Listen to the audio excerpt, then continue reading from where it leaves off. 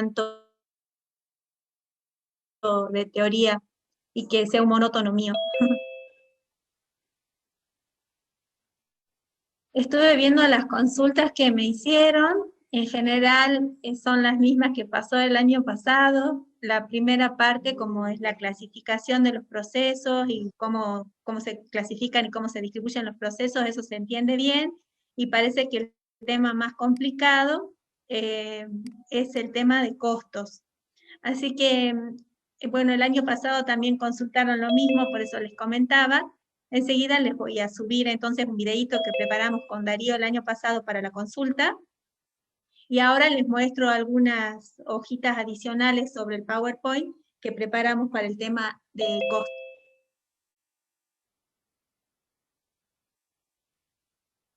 Creo que podemos empezar. No sé cómo estamos. Estamos en 53 sobre 59 alumnos.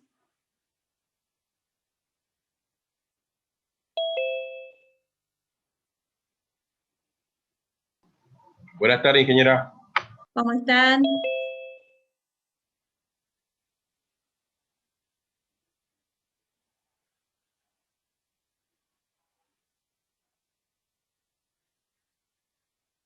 Bueno, yo voy a proyectar.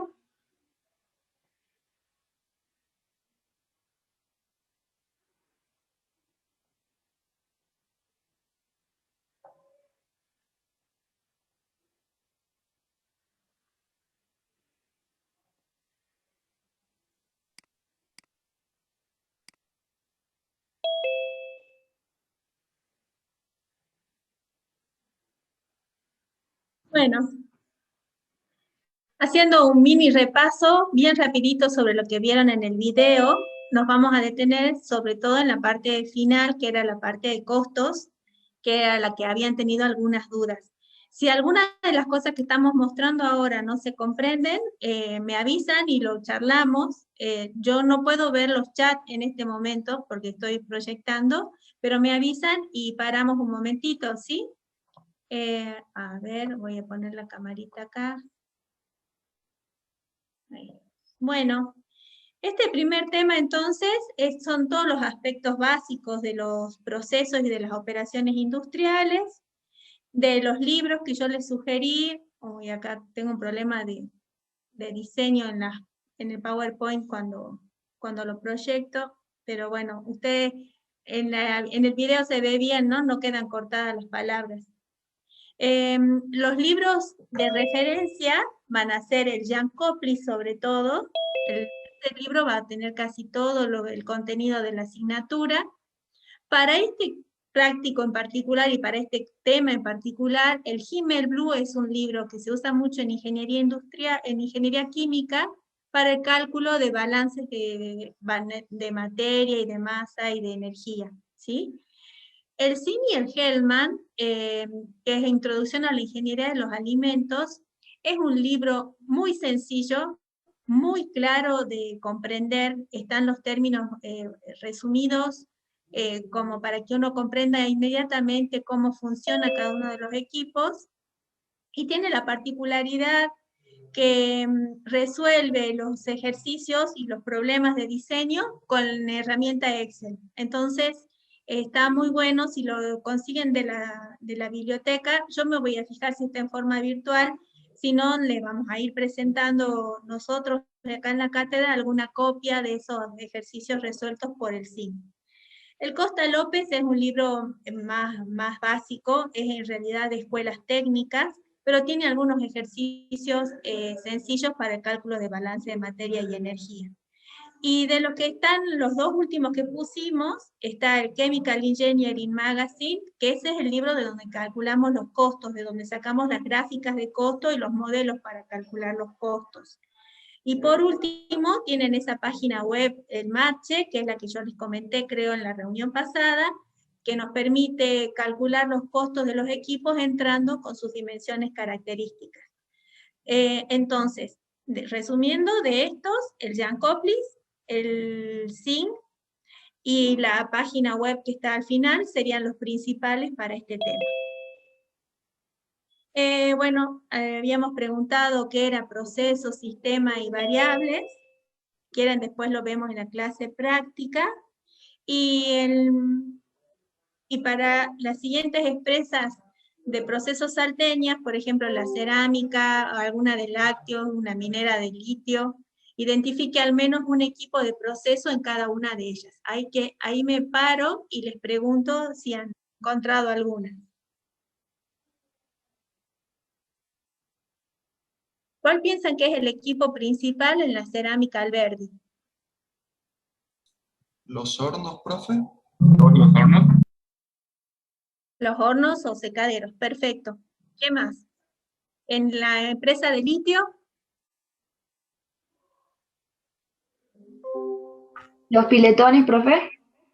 tienen los secaderos, los evaporadores en piletones que los tienen en la puna. Ahí lo que ocurre es una concentración de la salmuera por evaporación del agua, dadas las condiciones de la puna. Esto se puede hacer al ambiente, ¿sí? Si no fuera un lugar tan seco y con tanta radiación solar, necesitaríamos agregar energía para hacer esta evaporación.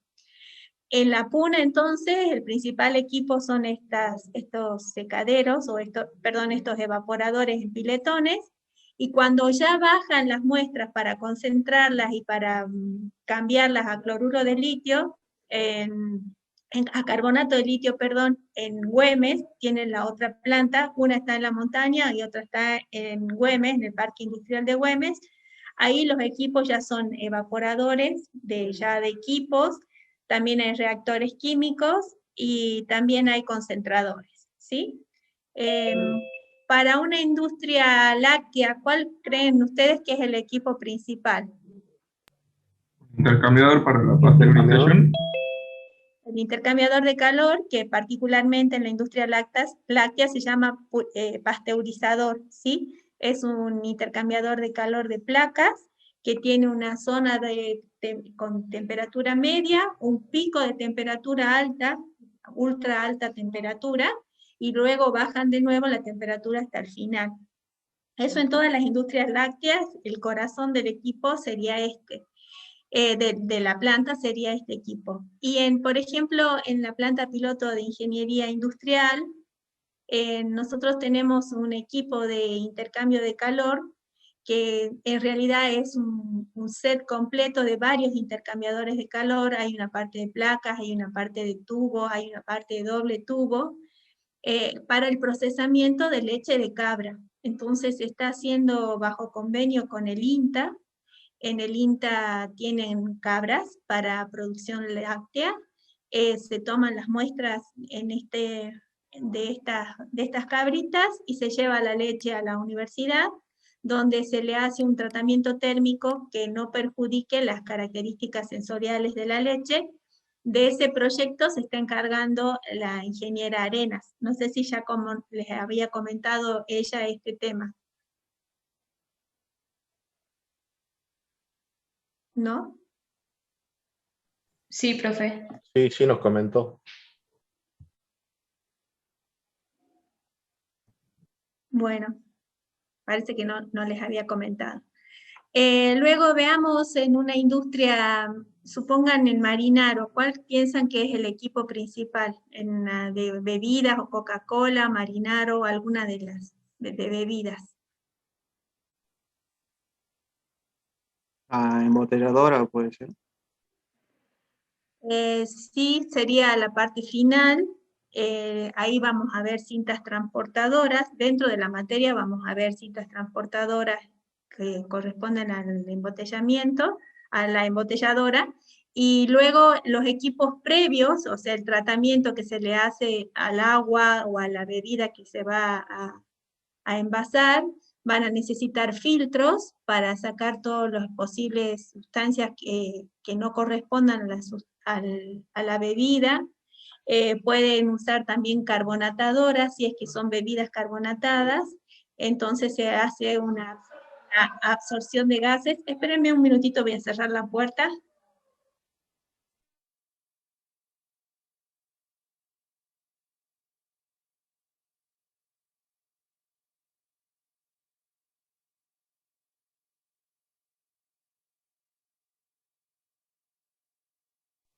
Perdón, pero acá mi familia sigue presente. Entonces ahí hay otros equipos como los filtros, como la carbonatación, que es el agregado de un gas carbónico dentro de la solución acuosa. ¿Sí? Creo que había nombrado todas, me faltó alguna. Tanques de mezcla, me dice acá María Emilia, ¿sí? ¿Alguna más? Y ya volvemos al PowerPoint.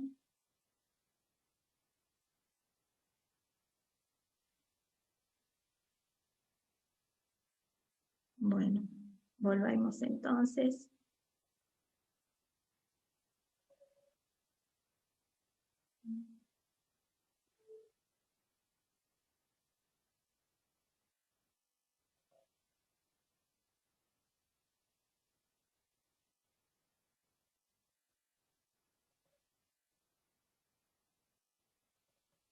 Bueno, luego teníamos entonces el proceso, como ya se los habíamos mostrado en la clase del martes, habíamos visto el acondicionamiento de materias primas, las materias primas, la transformación química o física y las separaciones. Y esta corriente que está representando una recirculación, o sea, no es todo en directo, sino que hay algunas cosas que vuelven hacia atrás en la vía de producción. En el caso del ingeniero industrial, no nos dedicamos solamente al proceso químico industrial, sino que tenemos una mirada como mucho más amplia hacia los otros factores que también lo influyen. Esta es la metodología que proponemos en cada equipo, con el ingeniero Solá y con Darío, hemos pensado en esta forma. Se puede diseñar por coeficientes de transferencia, por ejemplo, cuando usamos el U por A para el calor, o cuando usamos la constante, el K para el cálculo de las pérdidas. Y diseño por similitud cuando lo hacemos comparando con otro mecanismo. Por ejemplo, cuando hablamos de resistencia eléctrica, comparando con lo que está pasando dentro de un perfil de concentración en un filtro, por ejemplo. Lo que nosotros nos vamos a dedicar es sobre todo al dimensionamiento preliminar de equipos y la verificación de su performance. Vamos a analizar la solución, la factibilidad de la solución que se calcula, hacemos un análisis económico sobre esta solución y luego vemos la especificación propia del equipo si es que la parte económica y la parte técnica hubiera dado que sí. El proceso acá tampoco es lineal, necesitamos ir agregando información complementaria y vamos a ver las fuentes de esta información complementaria que es requerida para el diseño. Y luego la reformulación, si es que algo en lo técnico o en lo económico no salió bien, deberemos reformular nuestro proyecto de diseño. Acá les mostraba cuáles son los esquemas básicos que nos da el Visio, el software que usamos en la cátedra para las representaciones gráficas. Disculpen, a mí me sale un cartelito, no sé si ustedes ven bien, pero a mí me sale algo. Please remove this window. Se ve perfecto, Barbarita. Por lo menos bien? yo te veo bien. Sí, se ve bien, profe. Bueno, a mí me aparece un cartel rojo en el medio, entonces me puse un poco nerviosa. Bueno, entonces, estos esquemas, fíjense como les vieron en el video, son esquemas muy simplificados, no representan la realidad del equipo, pero nos permiten ir estudiándolos para poder decir cuáles son las corrientes de entrada, cuáles son las corrientes de salida, ¿sí? Si las corrientes de entrada están en líneas rectas, son corrientes materiales. Si están con líneas de punto, son corrientes de información o corrientes de energía. Acá cuando están entrando al equipo son corrientes de entrada. Esta sola recta representa a muchas corrientes de entrada, no es simplemente una sola. Y esta corriente de salida no es solo una, puede ser más de una. Cuando hablamos de corrientes de entrada y corrientes de salida, ustedes pueden pensar, por ejemplo, en una cañería conectada al equipo, ¿sí? Esa podría ser una forma. La otra podría ser una cinta transportadora que está haciendo la entrada del material al equipo. También podría ser una tolva, ¿sí? Un equipo que está siendo alimentado con un material sólido, entonces acá arriba habrá una tolva y esta línea que trazamos acá representa esa tolva. La descarga puede ser también en una cinta transportadora, en una cañería, depende del estado físico de la corriente que ustedes estén tratando, en qué lo vamos a transportar. Cuando nosotros representamos este como moñito, es porque estamos colocando un accesorio a la cañería para apertura y cierre. Este que está representado con la válvula que tiene como una T acá arriba es solo de apertura y cierre. Ustedes van a observar más adelante, cuando grafiquemos otro tipo de procesos, que este tiene un sombrerito redondeado acá arriba, y esa va a ser una válvula de control. No va a ser una válvula de apertura y cierre, sino que va a ser una válvula controlada desde un centro de control de procesos. Bueno, acá está representado el motor del agitador. El agitador puede ser de aspas, puede ser de álabes, de distintos formatos, y lo que va a permitir el agitador es mantener las condiciones constantes dentro del equipo. Como para que ustedes lo vayan pensando, lo vamos a ver más adelante en todos los equipos, es esta corriente está entrando con una determinada composición, y debido a la presencia del agitador y de la camisa o del serpentín o del elemento que permita mantener la temperatura constante, se considera que todo lo que está dentro del equipo tiene la misma composición en todos los puntos, ¿sí? Supongan que si no estuviera el agitador, acá abajo podría quedar más concentrado en los sólidos, por ejemplo, y acá más diluido, porque este sólido sedimenta. Entonces, colocando el agitador, lo que logramos es que todo lo que esté dentro del tanque esté a la misma composición y a la misma temperatura. ¿Y cuál es esa composición y esa temperatura? Las que corresponden a las corrientes de salida. O sea que si ustedes midieran acá la composición de metano, como veíamos el martes, la composición de metano acá adentro tiene que ser igual a la composición de metano en la corriente de salida. ¿Sí? Estas son las simplificaciones que nos van a permitir este tipo de gráficos para poder luego hacer nuestros balances. Teníamos entonces operaciones continuas, cuando esto entra y sale todo el tiempo, y en ese tipo de equipos, que son equipos de proceso continuo, el tiempo no es una variable.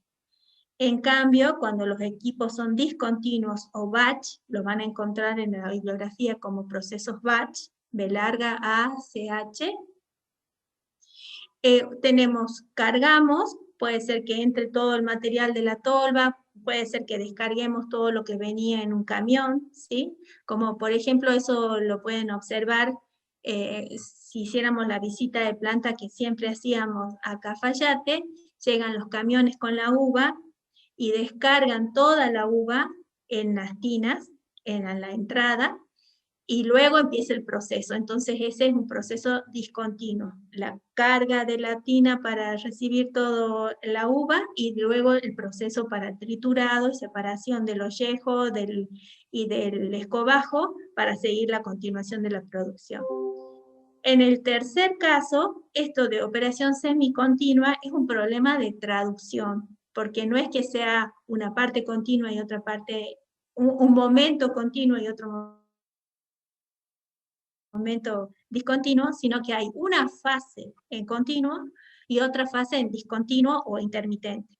El claro ejemplo para este caso son los hornos. Entonces ustedes pueden cargar un horno rotativo, por ejemplo. Entonces cargan con el material que van a procesar en el horno, el horno se carga con el sólido, es el que es discontinuo, y luego lo empiezan a mover y a hacer circular aire caliente. ¿Sí? Entonces el aire caliente está en continuo, pero el sólido estaba en discontinuo porque lo cargamos, lo vamos a procesar y lo vamos a descargar al final. ¿Se comprende? Sí, profe. Muy bien. Bueno, acá era que ya lo vieron en el videíto, los distintos modelos para que vean la diferencia que hay entre esta representación gráfica tan básica y estos equipos de Profe, verdad. Sí, una consulta con la diapositiva anterior. sí. Entre la operación semicontinua y la continua en la que decía de que, bueno, en la gráfica había una camisa, un serpentín para mantener la temperatura, ¿qué diferencia habría en ese caso? No te escuché, perdón.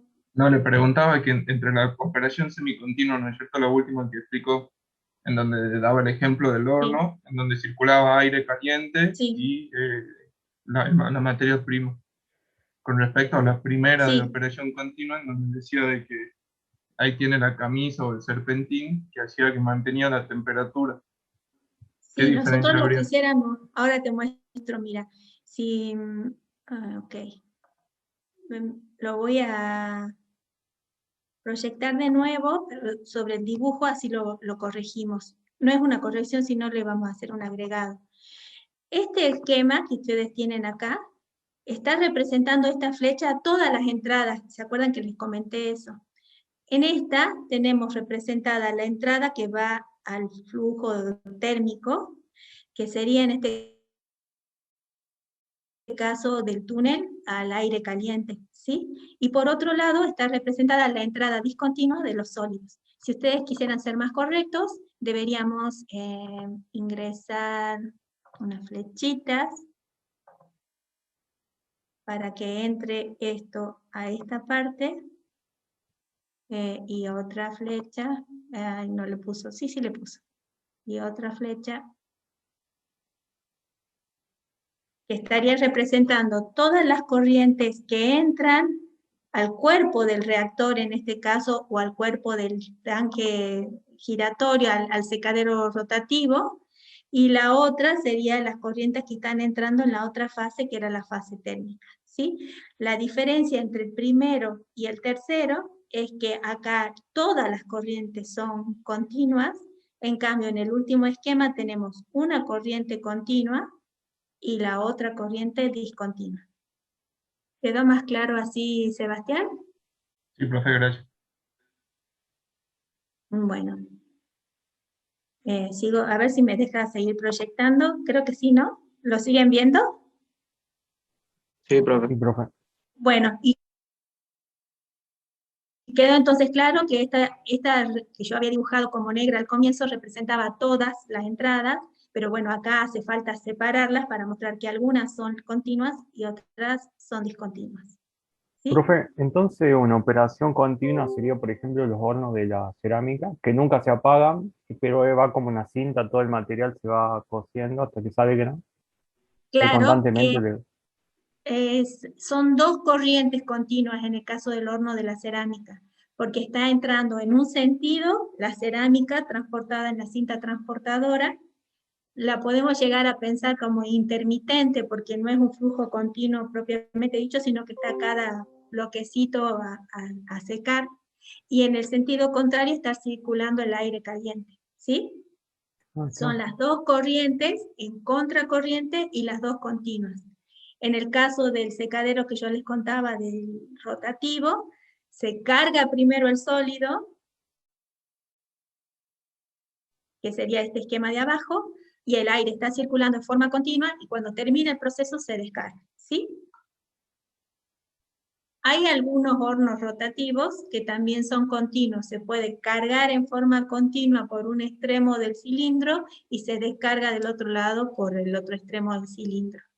En la planta piloto 2 también, ojalá que podamos hacer, aunque sea una visita en grupos reducidos a la planta piloto, van a ver un equipo de secado rotativo. En realidad es un horno rotativo porque no es secado, sino que se llega a una reacción química. En ese horno se estuvo procesando durante un tiempo cáscara de maní para generar un purificador de fluidos, ¿sí? Similar a la zeolita o similar a la tierra de diatomeas. Entonces estaba utilizando un subproducto de la industria alimentaria para utilizarlo en otro bien. Ese equipo está diseñado por gente de la universidad, en el cual estaba el ingeniero Bonomo, por ejemplo, y el equipo quedó para la universidad. Luego del diseño y de las pruebas, se transfirió la tecnología a las empresas que lo producirían, pero el horno quedó para que lo puedan ver ustedes. En ese caso, el horno era discontinuo, o sea, era semicontinuo. Se cargaba la cáscara de maní al comienzo, se quemaba combustible, en este caso era gas natural, entonces no era aire caliente lo que circulaba, sino gases de combustión los que circulaban dentro del tanque, dentro del cilindro. Y era un caso de del tipo 3, del tipo C. Bueno, estos son los equipos. Acá justamente estaba el horno de la cerámica para que vean cómo acá se va alimentando en forma constante, como recién aclaraban sus compañeros, a través no de una cañería, sino de una cinta transportadora que va haciendo introducir dentro del túnel a las distintas piezas de cerámica para secar. Los equipos son de diversos tamaños. Este pequeño debe medir 50 centímetros como mucho de altura. También tenemos uno para que ustedes puedan ir a observarlo en la planta piloto. Si no llegamos a poder hacer las visitas, aunque sea así en números reducidos a la planta, con Darío el año pasado pedimos un permiso especial y nos fuimos con fijo y equipamiento y filmamos. Así que cualquier cosa después les pasamos los videos. En cambio, estos otros equipos, bueno, ya son mucho más robustos, ¿no? Y este tiene, creo que 10 una cuadra de largo, el de la cerámica. Bueno, los equipos continuos son más caros, ¿sí? Y se necesita, son más caros en cuanto al equipo, pero son más económicos en cuanto al procesamiento, ¿sí? Porque no tenemos el tiempo de carga y de descarga y necesitan menos energía que lo mismo en forma discontinua. Se requiere que la materia prima sea pareja, porque si no entra siempre en la misma cantidad, tenemos que estar cambiando las condiciones de operación si es que la calidad de la materia prima no se mantiene constante. No podemos pasarnos fácilmente de producir cerámicas grandes a unas pequeñitas, porque hay que cambiar todo el diseño del proceso, por ejemplo. Y los productos que se generan son siempre mucho más uniformes que hacer por bacheos, por procesos discontinuos. El equipamiento de control de estos equipos es mucho más sofisticado, lo que es bueno para ustedes porque es un buen lugar para trabajar haciendo controlabilidad de los procesos. Bueno, algunos de los... Eso que vimos hasta ahora es en forma general si son continuos o discontinuos. Para cada proceso que nosotros veamos, vamos a poder decir si es continuo, discontinuo o semicontinuo. También vamos a poder decir si el contacto es discontinuo o si el contacto es continuo, ¿sí? Esto va a darse sobre todo cuando hay procesos con fases inmisibles, ¿sí? Pueden ser, supongan, mirando en la cocina, agua y aceite son inmiscibles entre los dos, ¿sí? Cuando hay miscibilidad, cuando no hay diferencia de fases, entonces no podemos hablar de contacto continuo o discontinuo porque es una sola fase. Esto es válido entonces cuando hay más de una fase en contacto. La fase puede ser dos líquidos, como decíamos recién, agua con aceite, puede ser un líquido con un gas, puede ser un líquido con un sólido, puede ser un gas con un sólido, ¿sí? Distintos estados de la materia, y de acuerdo a cómo se ponen en contacto, pueden ser discontinuos o continuos. Acá les mostrábamos con estos esquemas que son si no me equivoco, son del Jankoplis, creo que son del Jankoplis, cómo pueden estar circulando, porque acá ya sería el tercer parámetro para calificarlos. Habíamos visto si era continuo, discontinuo, semicontinuo, si era de contacto continuo o de contacto discontinuo, y acá estamos viendo si circula en flujo en paralelo o en flujo en contracorriente. Lo podemos ver para estos equipos que pueden ser una torre de destilación, una torre de absorción, por ejemplo, en este caso rellenas, en estos dos casos, y en este caso pueden ser, por ejemplo, una serie de platos dentro de un equipo de destilación. Acá tenemos otra forma de flujo que es propia de los intercambiadores de calor, y ustedes lo han visto el año pasado con la doctora Vicente y con la ingeniera Arenas, que pueden tener flujo cruzado, como puede ser en un radiador de un auto, por ejemplo, que lo tienen, en un sentido está circulando el fluido y en otro sentido está circulando el aire.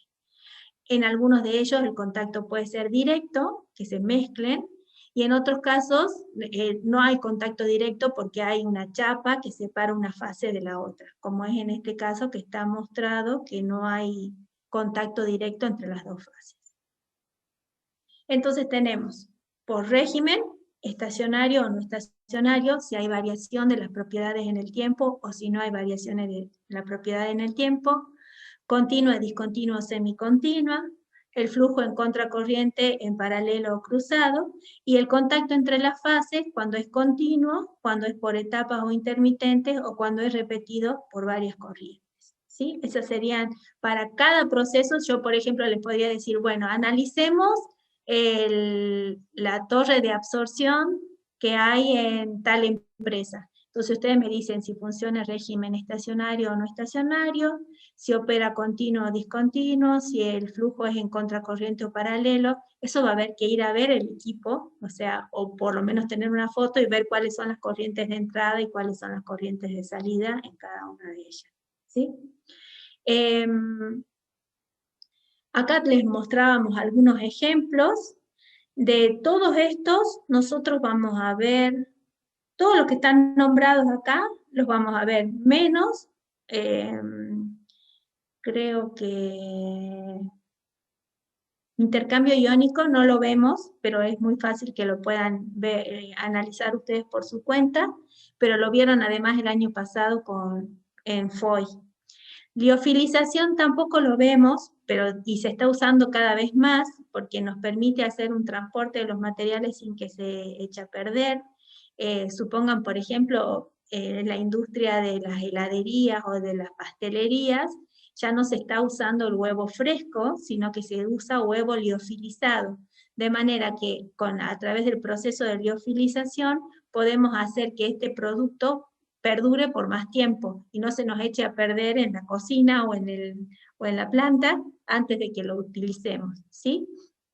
La liofilización mantiene bastante bien las propiedades de las sustancias que se procesan con ellos, porque como es un proceso que no es térmico, en realidad es por frío, no por calor, entonces no rompe las proteínas de los alimentos que lo estamos tratando. Se usa también mucho en la industria farmacéutica, cada vez se utiliza más la liofilización como proceso para producir productos farmacéuticos de mayor calidad y con las mismas propiedades físico-químicas. De este otro grupo, de acuerdo a cuál es el mecanismo controlante, nosotros hemos separado las unidades de la materia. Empezamos con aquellos procesos que solo tienen transferencia de masa, ¿sí? Como es, por ejemplo, la destilación McKay-Thiele, o la absorción-desorción, o la extracción líquido-líquido, o la lixiviación. Estos dos procesos son parecidos. También se utiliza, hay equilibrio entre fases, pero en la extracción líquido-líquido hay dos líquidos, las dos fases son líquidas, y en la lixiviación tenemos una fase sólida y una fase líquida.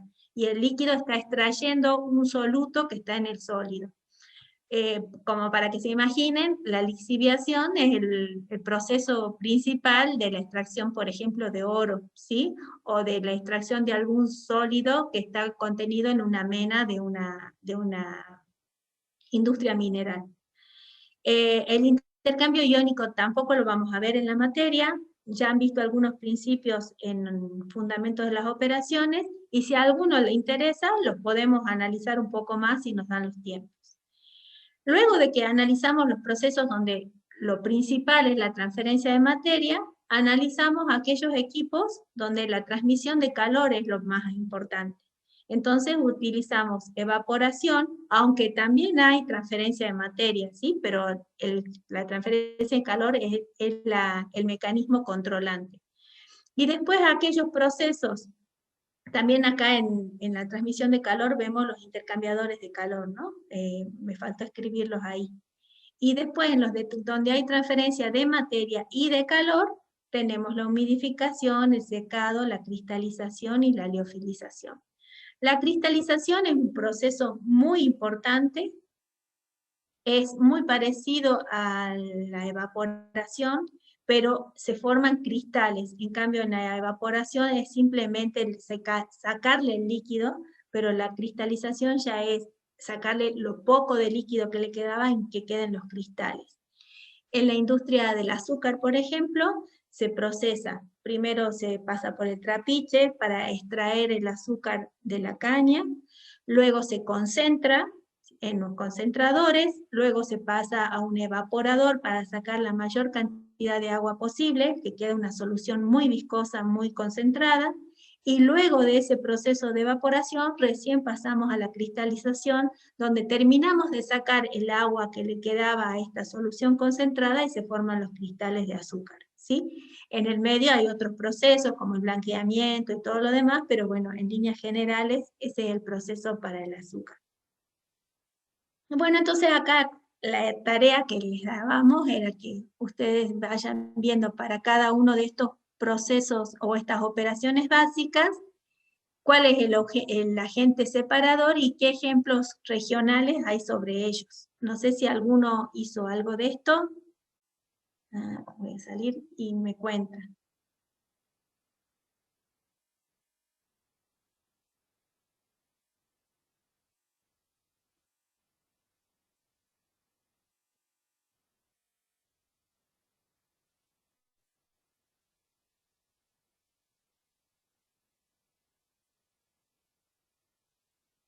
¿Ninguno?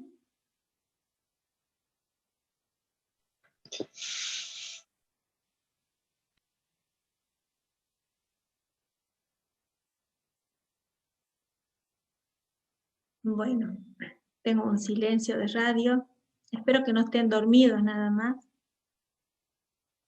En este caso, entonces, lo que les proponíamos que hagan es, en el proceso de absorción, ustedes tienen un líquido y un sólido que se está absorbiendo en esa solución, ¿sí? Perdón, un líquido y un gas que se está absorbiendo en esa solución. El agente separador es la diferencia de concentración entre las dos fases, ¿sí? Por ejemplo, la absorción en la carbonatación es un ejemplo típico de absorción.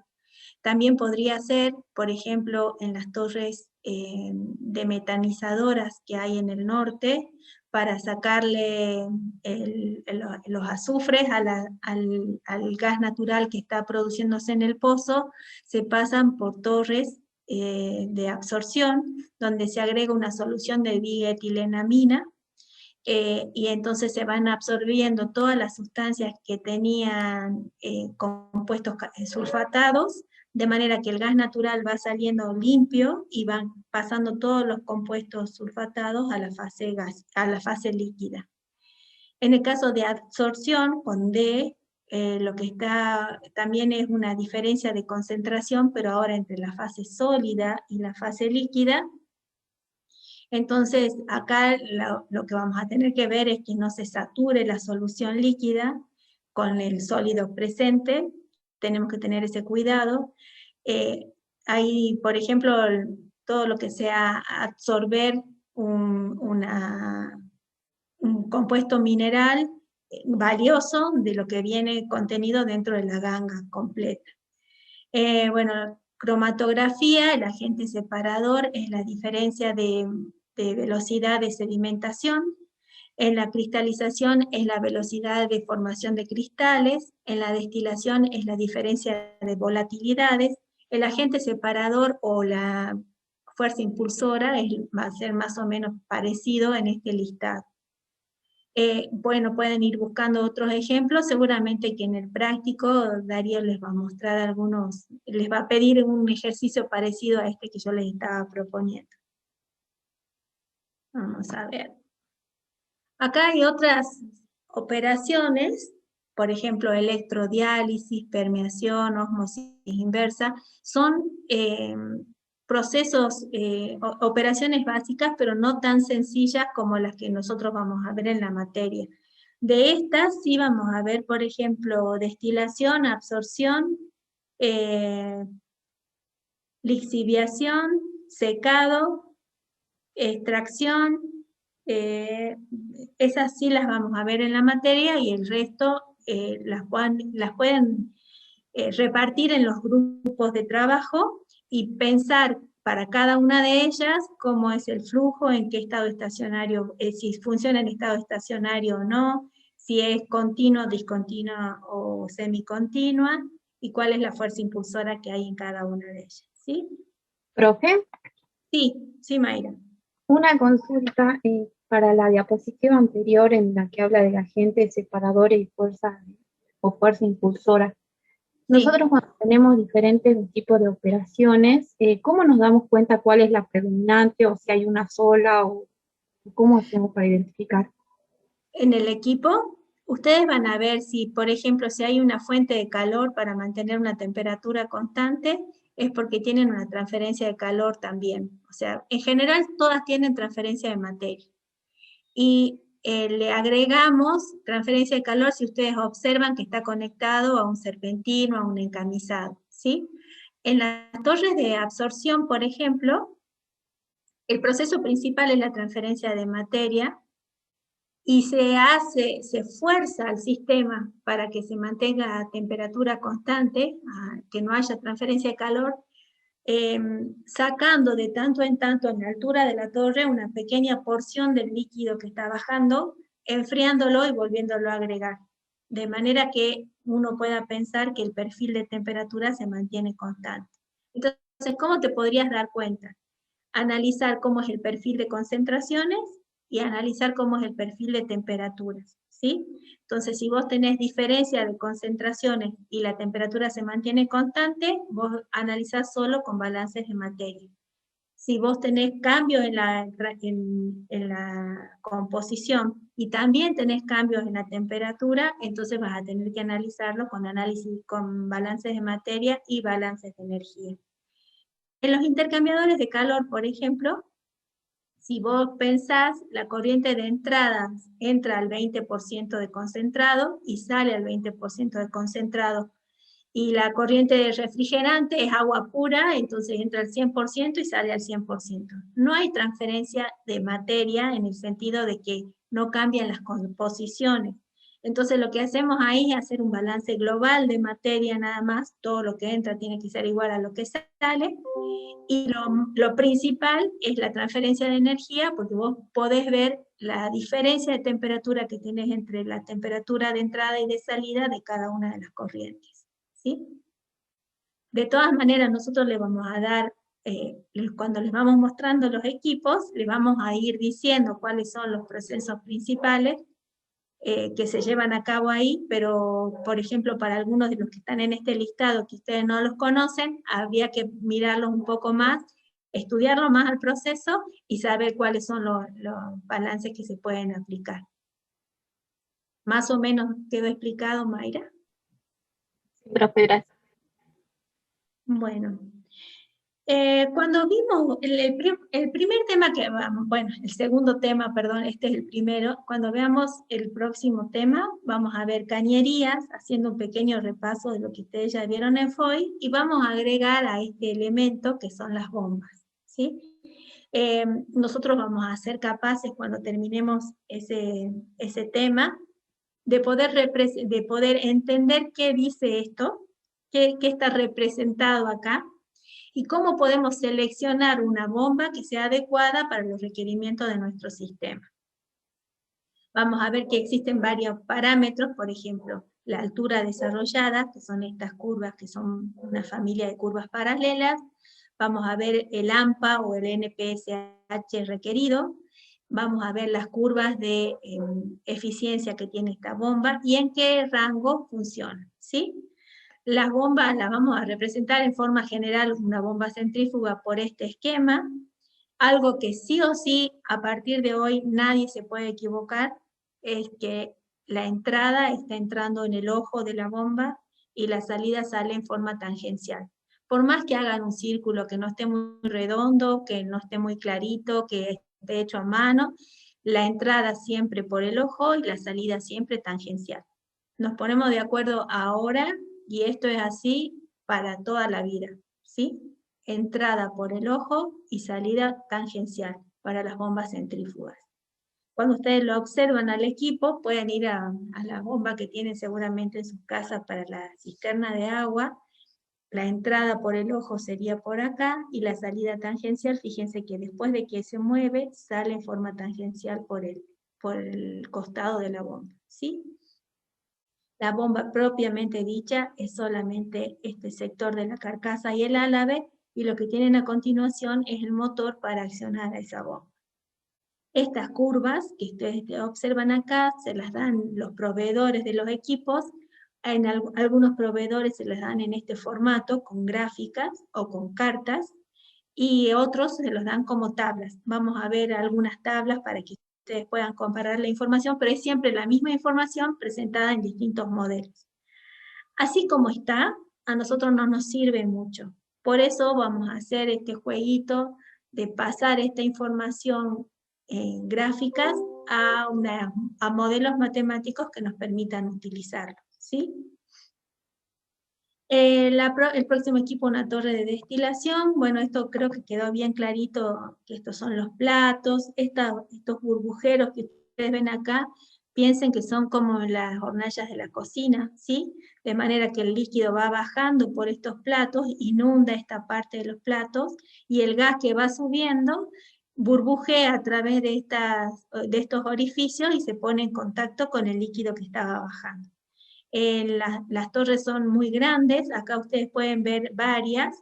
En realidad, por ejemplo, esta altura hasta acá nada más sería esta torre y la próxima es la otra parte, ¿sí? Se las puede dividir en dos partes para que la altura sea accesible para su operatividad.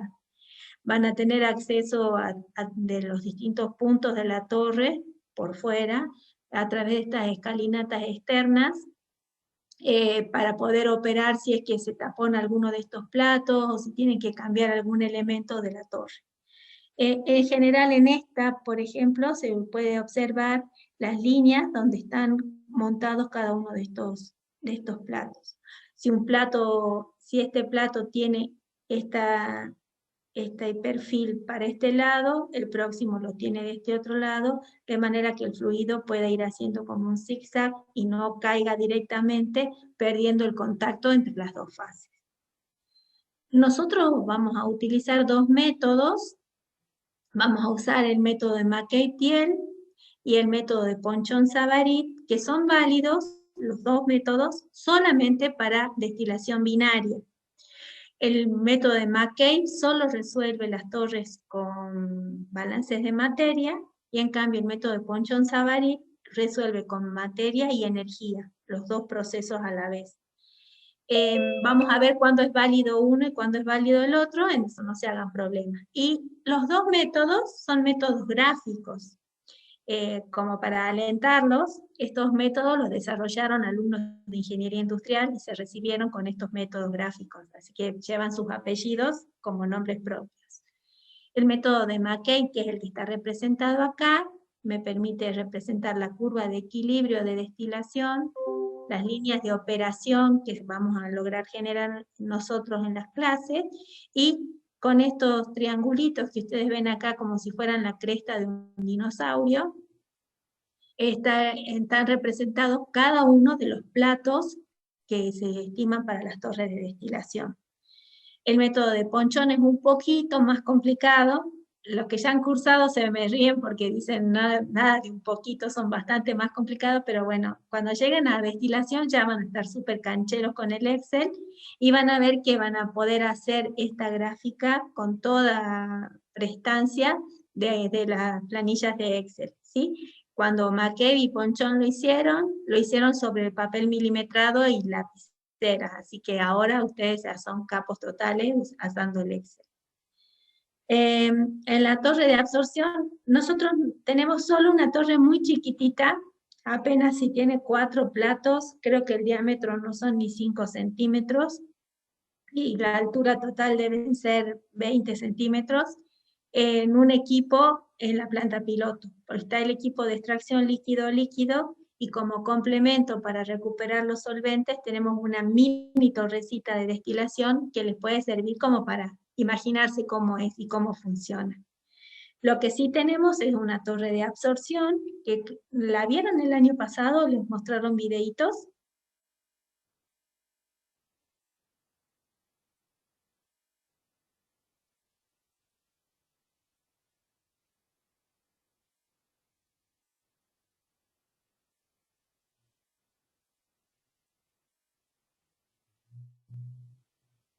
A Ingeniera Arenas, bien. Bueno, nosotros lo tenemos filmado, así que también se las vamos a mostrar. Y si podemos ir, estaría mejor todavía. Ustedes vayan pensando, poniendo toda la esperanza en que sí vamos a tener este momento de práctica. Nosotros estamos hablando ya con las autoridades de la facultad, que están viendo de cómo habilitar pequeños grupos para ir a hacer, aunque sea mirar estos equipos, ¿sí? Si no es a procesar, por lo menos a mirarlos. La torre que tenemos en la planta piloto es una torre de vidrio, está armada, es un rack de absorción que está pensado para la docencia, pero no a escala laboratorio, sino a escala planta piloto, que es intermedia. Es una torre de vidrio, está con un relleno que está hecho con anillos rashing también de vidrios. Acá arriba hay una lluvia de líquido que va bajando para que no se canalice, esto no cae en un solo punto, sino que cae en toda la superficie superior. Va bajando el líquido y por abajo está entrando gas. En este caso es agua con dióxido de carbono. Está entrando el gas por acá, debido a la presencia del relleno, se ponen en contacto las dos superficies, y con eso a la vista, entonces por acá arriba está saliendo el gas que tenía alguna impureza, y fue acá liberada de esa impureza, y el líquido que tomó esa impureza y sale con esa impureza por acá abajo. Los equipos hay de distintos tamaños. Este, por ejemplo, es un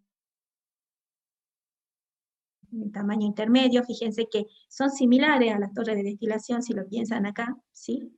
Pero en este caso es una sola corriente acá por arriba. En el otro podía entrar, podemos tener varias entradas laterales, en este caso entra por arriba. Ay.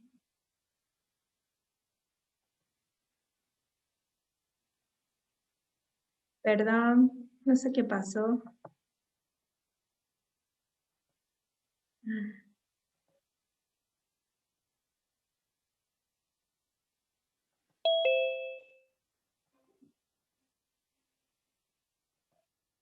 ¿Ahora me están viendo o no?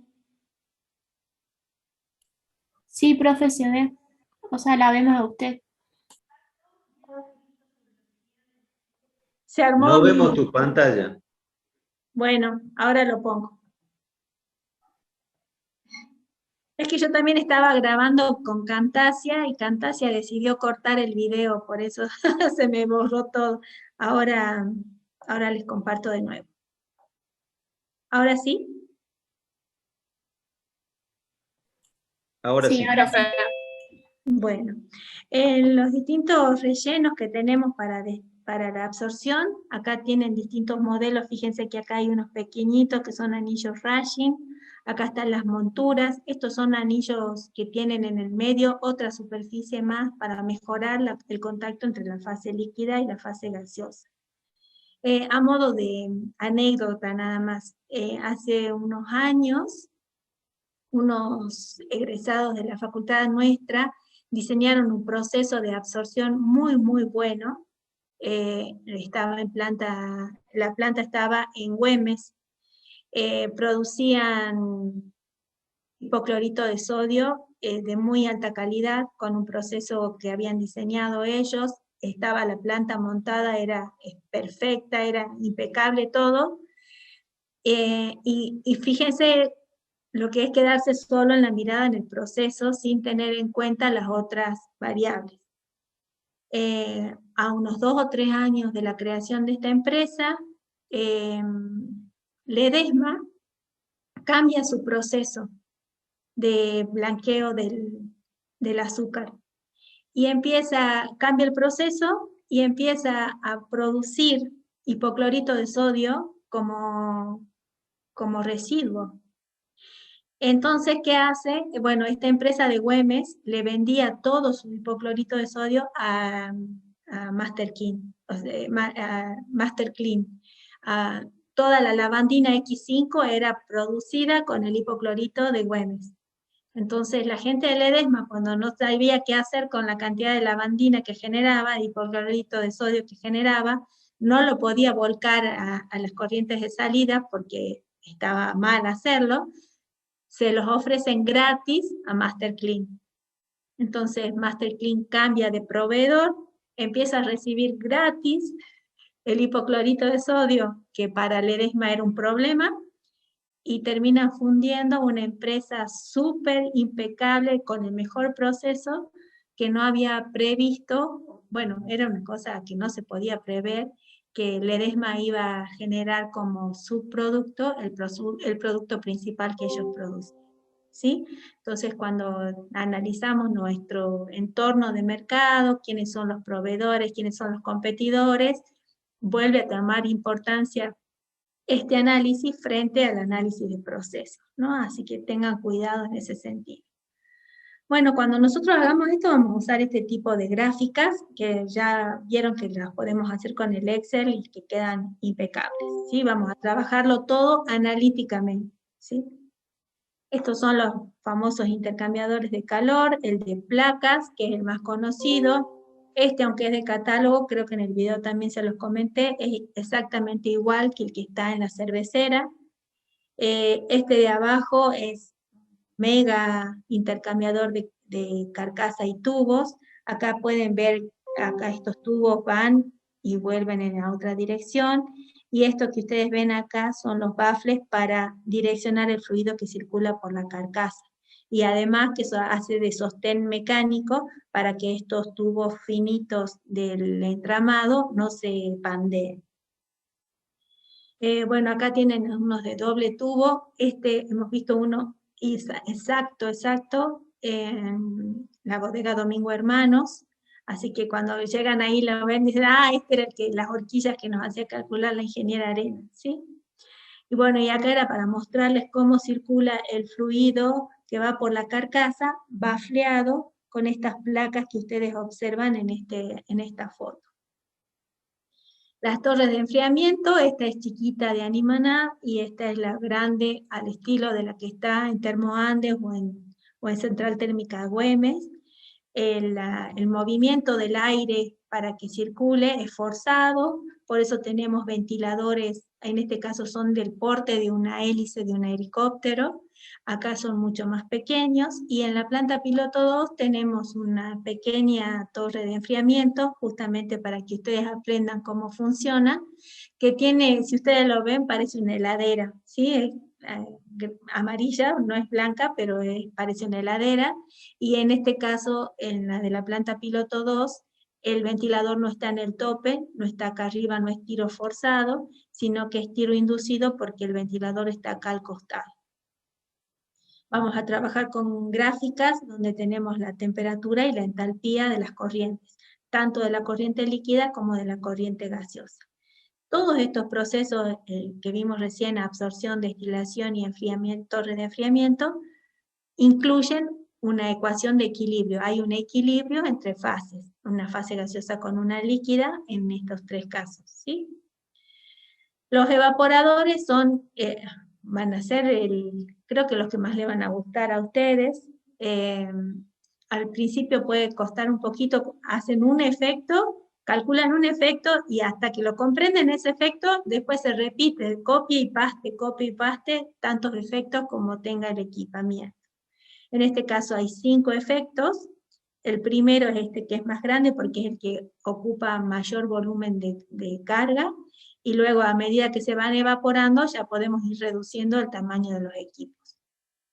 En otras empresas, acá está con reducción de tamaño, en otras empresas como los repuestos para un evaporador y otro pueden servir, si es que son iguales, se prefiere mantener el tamaño de todos los equipos para poder usar los mismos repuestos y las mismas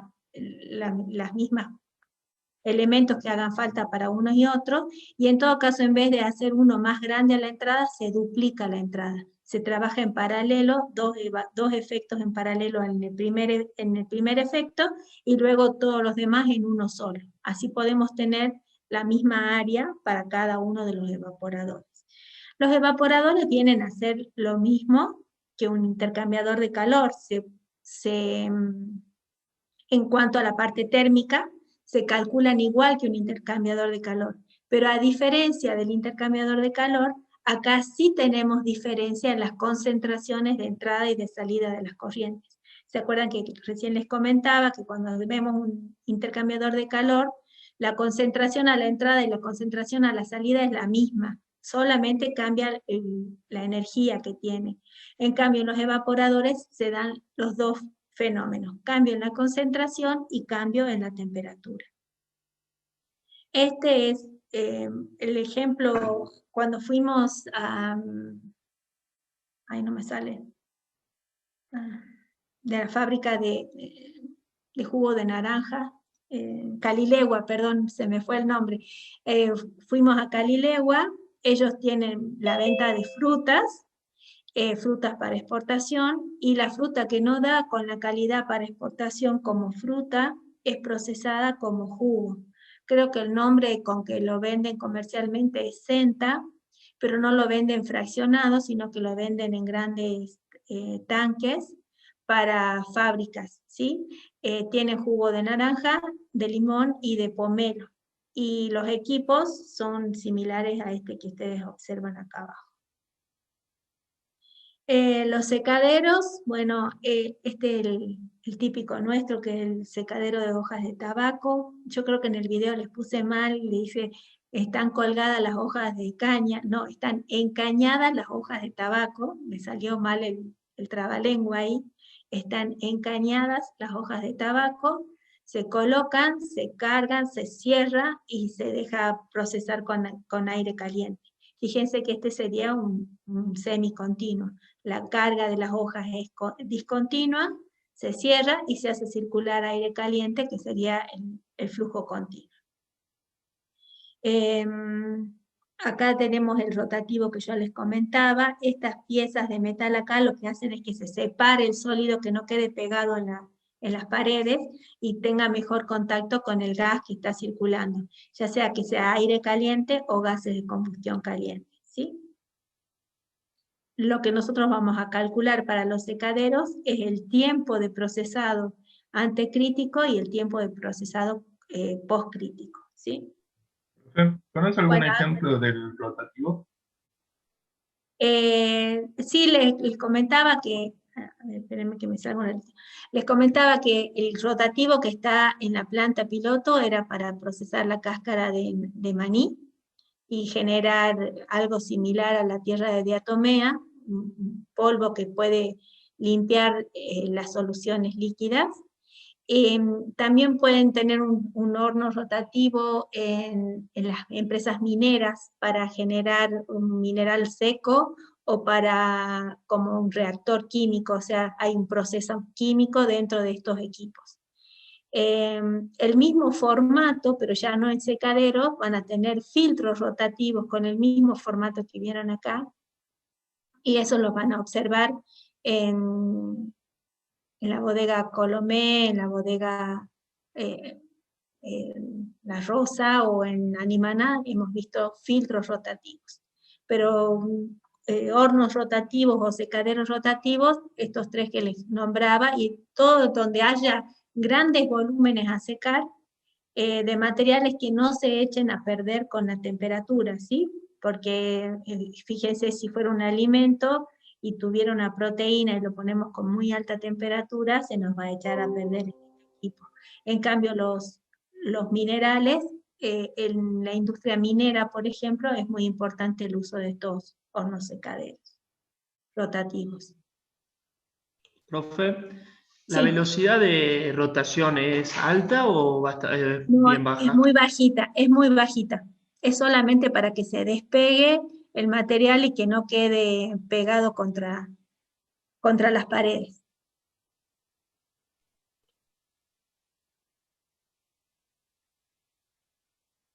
De los equipos que hemos visto hasta acá, a mí me faltó agregar alguna fotito que son importantísimos, son los filtros. Les cuento una anécdota en este sentido. Hace unos 4 o 5 años, cuando dimos este listado de procesos para que busquen ejemplos, y a algún alumno le tocó filtros, puso filtros electrónicos, ¿sí? Esos chiquititos así que van en los circuitos electrónicos. No es a esos a los que nos referimos, son filtros de procesos industriales, ¿sí? Entonces, cuando googleen con criterio, no vayan a poner como ejemplo los filtros electrónicos, ¿sí? Eso para que lo tengan en cuenta. No cometan los mismos errores que sus antecesores. ¿Hasta acá alguna pregunta más o seguimos?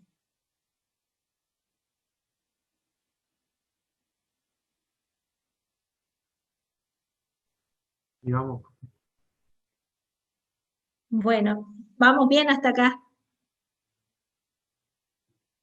Yo voy un poco rápido porque supongo que ya han visto el video. Si alguno no lo ha visto, lo puede ver después de la clase y comprenderá un poquito mejor. Y si les parece que está muy lento, lo pueden pasar a velocidad más rápida. Queda graciosísima mi voz, pero está bueno para ahorrar tiempos, ¿sí? Y lo paran donde tienen alguna duda. Bueno, sigamos entonces.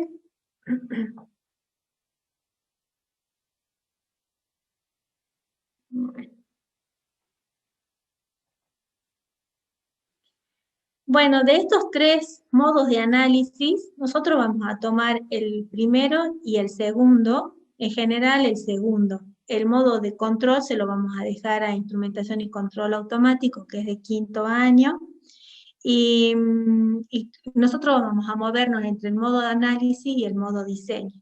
El modo análisis nos permite verificar la performance de los equipos y el modo diseño nos permite diseñar los equipos, ¿sí? De saber cuánto va a medir, cuántos platos va a tener, qué tiempo va a tener de residencia el equipo, el proceso dentro del equipo, ¿sí? En cambio, en el modo de análisis vamos a ver, este equipo ya existe, mide tanto, tiene tantos platos, bueno, ¿qué produce? ¿La producción está en calidad que lo estamos esperando o hay que parar, limpiar, acomodar, arreglar algo, ¿sí? Nosotros vamos a hacer todos los análisis en estado estacionario, o sea, no hay variación de la propiedad con respecto del tiempo.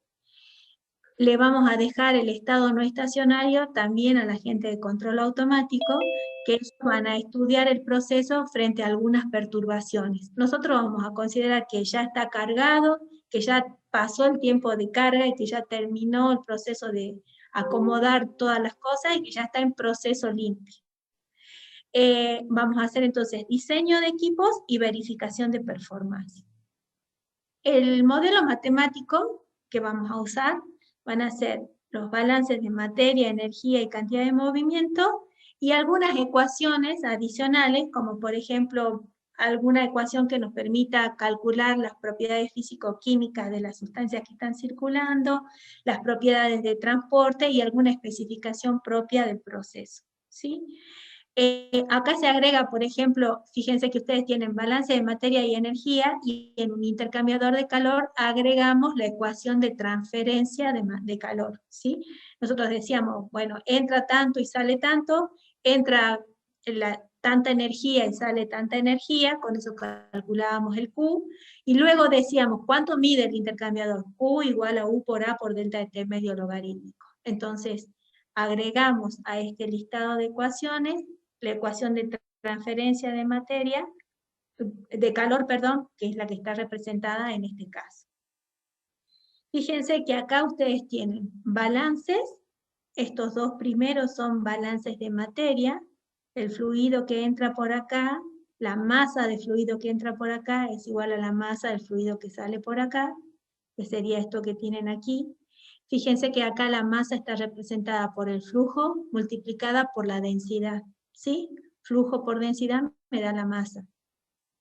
Si la densidad se mantiene constante, yo voy a poder hacer los balances para incompresibles, la voy a poder hacer simplificando las densidades, como que el flujo a la entrada es igual al flujo a la salida.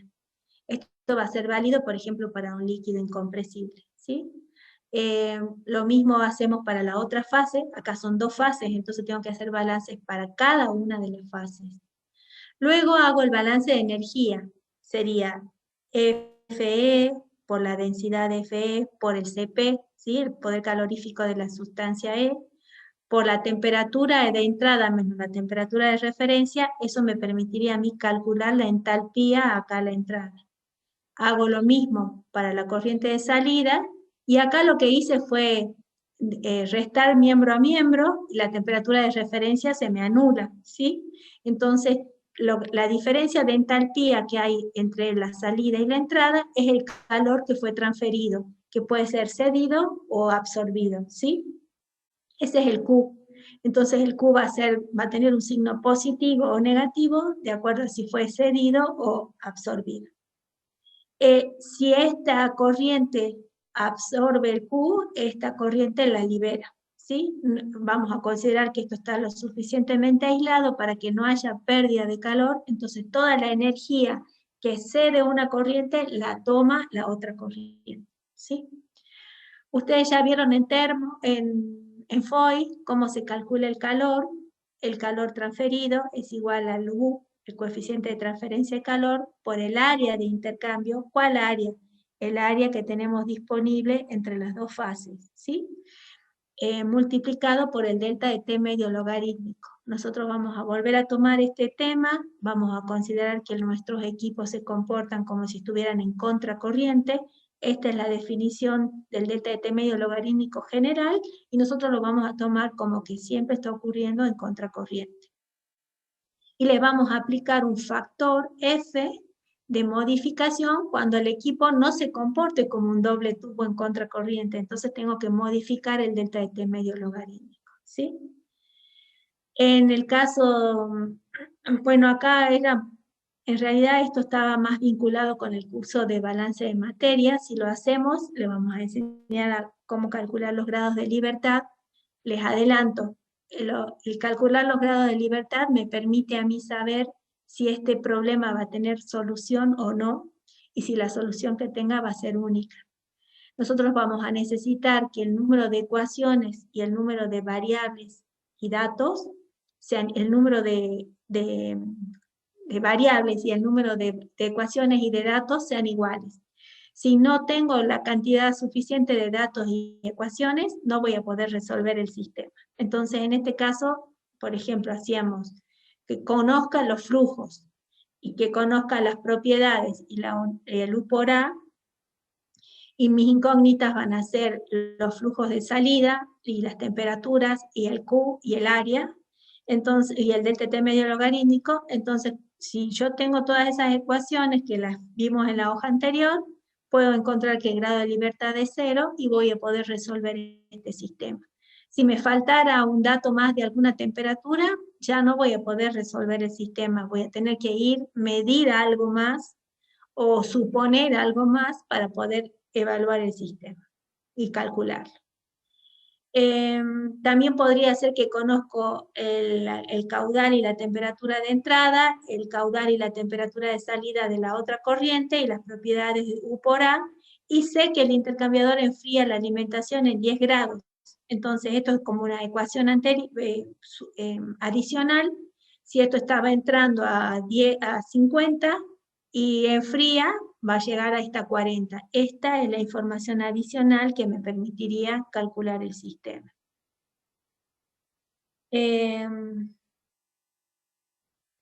Bueno, y ahora empezamos con el tema de los costos, que era lo que había dado mayor problema, o por lo menos son 3 personas que consultaron sobre este tema.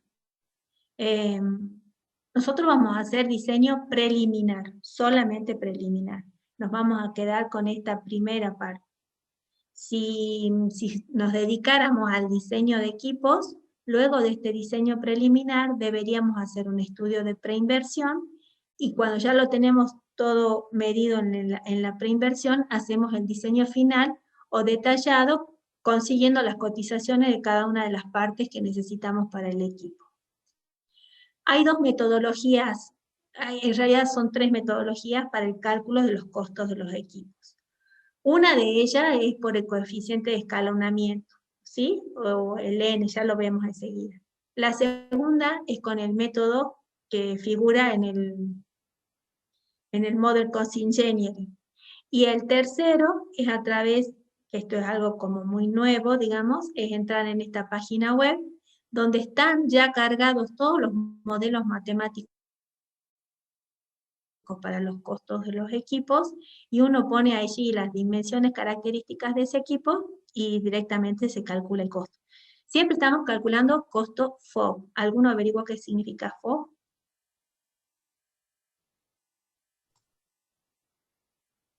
Free on board. Bien, ¿y eso? Traducido. Hay dos tipos de precios, uno que incluye el seguro y el flete, y free on board, que se utiliza más que nada cuando uno compra un producto en otro lado, entonces dice que el vendedor lo deja en el barco y de ahí ya se hace cargo el comprador.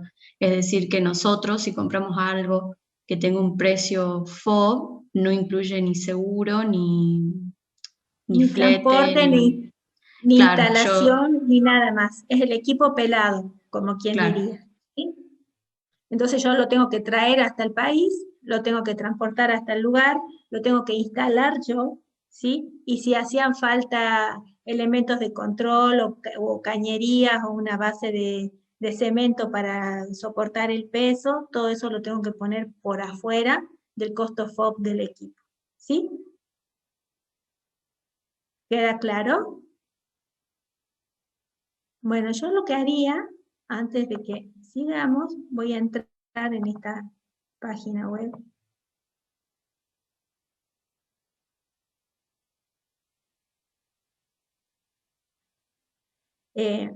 Todavía no están viendo nada, ¿no es cierto? No, profe. Profe, yo le hago una pregunta. Usted dijo Ahora de que sí. íbamos a considerar cuando estaba en estado estacionario. Al momento del diseño preliminar Sí. también se consideraríamos los costos, digamos, hasta llegar a ese punto. Se considera el equipo como ya funcionando, entonces vos decís, bueno, la corriente tiene 5 kilos por hora de entrada y tiene una temperatura de 27 grados, ¿sí? En el estado no estacionario sería haber abierto la válvula para que entre el fluido y empezó de 0 hasta que llegó a 5 y se estabilizó, ¿sí? Y no pasó a 6, llegó a 5 y se mantiene en 5. Y la temperatura, prendimos el fluido calefactor, habilitamos la llave de gas para que se caliente y lo llevamos desde 14 grados que estaba hasta 27. Todo eso fue previo. Entonces, cuando nosotros diseñamos el equipo, diseñamos como que ya la temperatura está en 27 y ya el flujo está en 5. Por eso lo consideramos al diseño en estado estacionario. Claro, yo preguntaba del caso de que exista la posibilidad de, por ejemplo, mejorar el tiempo hasta llegar al punto del estado estacionario a través del diseño del equipo. Por eso le preguntaba. Se puede hacer, si vos te fijas en el rack que hay en la planta piloto, lo que se hizo fue diseñar el proceso más que el equipo, se diseñó el proceso utilizando una corriente de proceso que ya estaba caliente para precalentar la mezcla inicial. Entonces, en vez de entrar la leche de cabra fría, primero pasa por un intercambiador de calor con leche de cabra fría, con la leche de proceso que se estaba enfriando, y en ese intercambiador se logra que entre al equipo principal a mejor temperatura que si estuviera fría. Entonces, más que el equipo, lo que se diseñó mejor fue el proceso como conjunto de equipos. el estado no estacionario no viene a definir el equipo, sino el proceso, ¿sí? La carga, la descarga o el aprovechamiento de corrientes. El equipo se diseña en estado estacionario. ¿Quedó claro, Sebastián? Sí, gracias. Sebastián preguntaba, ¿no? Sí. Sí. Bueno, miren, esta es la página web de los costos de los equipos. Acá los nombres de los equipos están en inglés, ¿sí? Por ejemplo, podemos entrar en un secadero, en un dryer, y ustedes se fijan que hay distintos modelos de intercambiadores, ¿sí? De secadero. Veamos este rotativo, un secadero rotativo indirecto con gas, con gases de combustión. Lo que nos piden acá para diseñar o para darnos el costo de un equipo secadero de estas características es el área. Es el área que tienen en contacto entre el sólido y el gas. Fíjense que acá les están dando la hipótesis de entre qué rango y qué rango está. Está entre 95 y 1400 pies cuadrados. Entonces yo le puedo poner, fíjense que acá está en en 200 pies cuadrados tenemos un costo FOB de $98.800, ¿sí? Al año 2014. Si yo le pusiera acá, acuérdense el numerito, ¿no? 89.800. Si yo lo pongo 400, ¿me deja?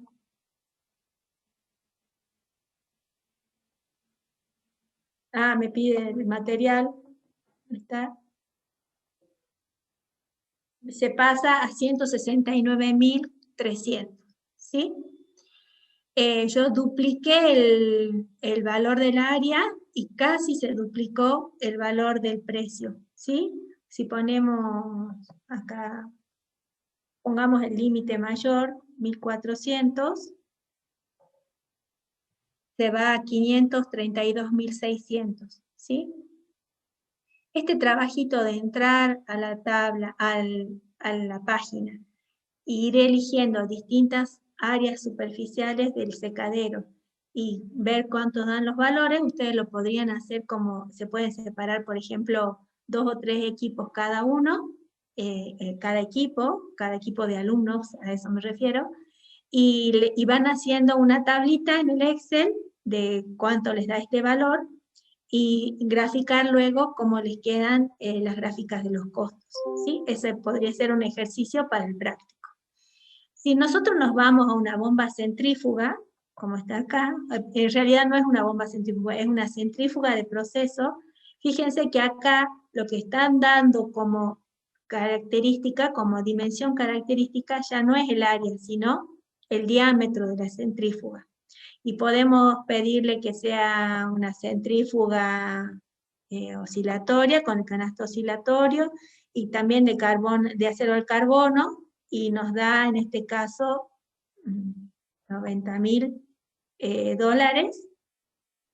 Si cambio de modelo, ya me da otro valor, aunque tenga el mismo diámetro. Entonces fíjense que no hay solamente cambio con la longitud característica, con la dimensión característica, sino también con el modelo o con el material. Alguien me preguntaba que por qué se suma un factor de material, porque cuando cambiamos de material tiene otro costo, ¿sí? Estos son todos equipos estándares, o sea, todos los que están tabulados acá son equipos estándares. Si tengo que pedir un tamaño particular, ahí ya va a tener otro precio, ¿sí? Si tengo que decirle, no, ustedes fabrican el de 80 y yo necesito de 67, va a tener un precio adicional porque va a ser un diseño a medida, ¿sí? Esta tabla, esta página, nos resultó súper útil a nosotros, súper útil, para practicar esto del costo de equipo, pero también para ustedes como alumnos cuando tienen que hacer los costos de su proyecto final. Pueden entrar acá con los distintos equipos y ver cuánto sale a costo FOB 2014 y luego actualizar el costo con el factor que corresponda.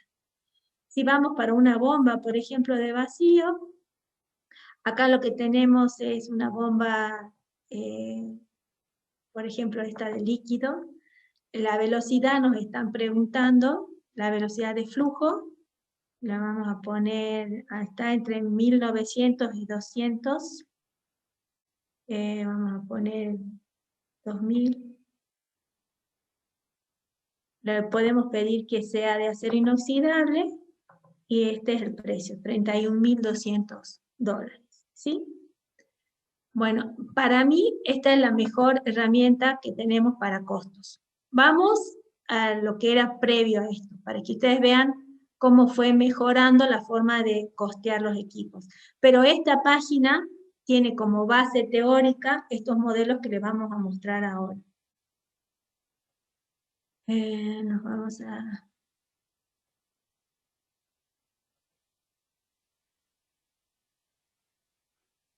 ¿Sí ven, no es cierto? Sí, profe, ahí se ve. Bueno, la primera estimación que podíamos hacer del costo era decir, bueno, yo tengo comprado un horno rotativo que me vino bien hasta ahora, que venía produciendo y que este horno tenía 100 metros cuadrados de superficie. Pero tengo que duplicar mi producción porque tengo mayor mercado. Entonces, ¿qué me conviene? Me debería comprar un nuevo horno. ¿Cuánto va a salir el nuevo horno? Entonces yo comparo la longitud, la dimensión característica, que sería en este caso, en el caso del horno rotativo, los metros cuadrados, pongo acá los metros cuadrados que quiero calcular de la nueva versión, el costo de los metros cuadrados de la versión anterior, el costo de la versión anterior y calculo el costo nuevo con un coeficiente M. Ese coeficiente M está comprendido entre 0 y 1. La mayor, en general se dice que es 0,6, pero después vamos a ver enseguida unas tablitas que nos ayudan a saber cuánto es para cada tipo de equipo, ¿sí? El CB entonces es el costo FOB del equipo que yo tengo o del que conozco el costo. C es el costo que quiero calcular. Y Q son las dimensiones características del equipo que contengo, que es el costo base o el equipo base, y el equipo que quiero costear. El M entonces, entre 0 y 1, generalmente 0,6, pero va variando con el distintos tipos de equipo. La segunda forma de costear era calcular los costos por correlaciones. Esto era por el M, y acá es por correlaciones. Entonces tenemos un costo base del equipo por costo FOB, un factor de correlaciones por factor de diseño, un factor de correlación por el factor de presión y un factor de corrección por el factor de materiales. Supongan que yo lo tengo al costo FOB en acero inoxidable y lo quiero en bronce, entonces tengo que aplicarle un factor de corrección por el cambio de material, por el cambio de presión o por el cambio de diseño, porque no era de un solo paso, era de 2 pasos. Entonces, por eso tengo distintos factores que van corrigiendo el costo base de un equipo que yo sí tengo, o sí tengo costeado. Acá en esta publicación, no sé si la ven, sí, ¿no? Process Equipment Cost Estimating by Ratio and Proportion, es del 2012, de Randall Whiteside. Yo se las voy a pasar, la tienen, está en inglés, obviamente. Está la fórmula, que fíjense que es la misma que teníamos acá. Esta formulita es la que están proponiendo estos autores. Acá lo está proponiendo a 0,6, pero después da un listado para cada tipo de proceso, para cada tipo de equipo, cuánto es este exponente, ¿sí? Que no era 0,6, sino que anda, fíjense que tienen 0,5, 0,3, 0,67, ¿sí? Después descubrieron que el 0,6 era justito para intercambiadores de calor nada más. Entonces después empezaron a corregirlo para los otros equipos. Es una forma rápida también para hacerlo. Nosotros lo que vamos a practicar en la materia es, dado varios valores, que así, por ejemplo, entrando varias veces en un mismo equipo en el matches, calcularle el factor del exponente, ¿sí? Vamos a ver cuál es la longitud o la dimensión característica y vamos a ver a qué exponente está elevado. Eso vamos a ejercitar en la práctica para comprobar si estos exponentes que figuran acá nos dan parecidos a los que nosotros calculamos en el Excel. También entonces está, bueno, esto es lo mismo, y acá fíjense que están ya calculados distintas, acá lo que está cambiando de un punto al otro es cuando le vamos cambiando cada uno de estos factores. Tenemos el costo base, lo multiplicamos por un factor F, lo multiplicamos por un factor material, lo multiplicamos por un factor M, ¿sí? Y va cambiando. Luego tenemos acá, por ejemplo, estos son para equipamientos de presión, la velocidad de flujo y cómo cambia el costo. También si ustedes pueden, lo podrían graficar y ver cuánto es el M o el exponente. Ojo que acá está en papel milimetrado, ¿sí? Está en escala logarítmica, no es tan sencillo, así que tienen que tener cuidado cuando leen los datos de la gráfica. Lo que podrían practicar es repartirse una de estas hojitas cada uno. Yo tengo varias, así después se las paso. Ahora, mientras estaba en el turno médico, le saqué foto con el celular del libro, pero después se las puedo pasar un poco más prolijas. El libro.